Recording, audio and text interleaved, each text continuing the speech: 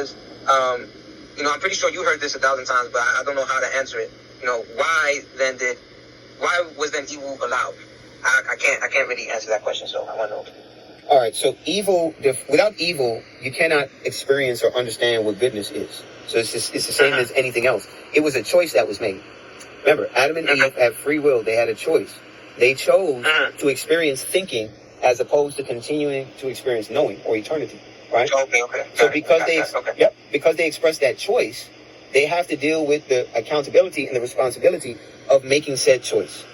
You see what I'm saying? So it's a matter of, all right, if you can't appreciate eternal goodness, then I have to give you an experience or allow for you an experience that is counterpart to goodness so that you can see why the eternity of goodness is a good thing and not the ebb and flow of fucking good and bad experience.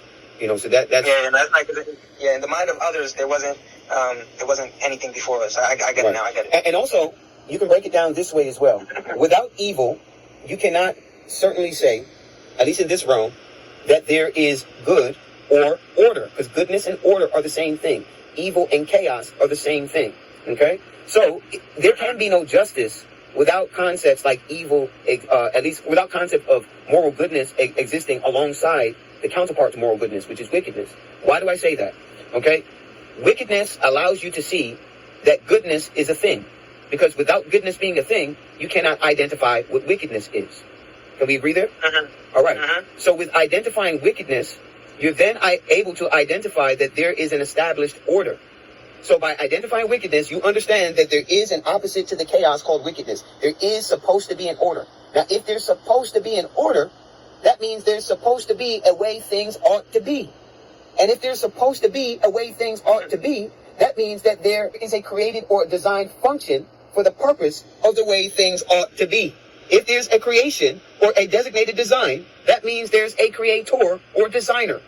So this is why evil, even with its existence, validates goodness and the existence of God and goodness. Because without God, and therefore objectivity, and therefore true goodness, inherent goodness, there couldn't be justice, which means there would be no such thing as evil, which means that nobody can complain about anything. Like nothing exists then. There's no order.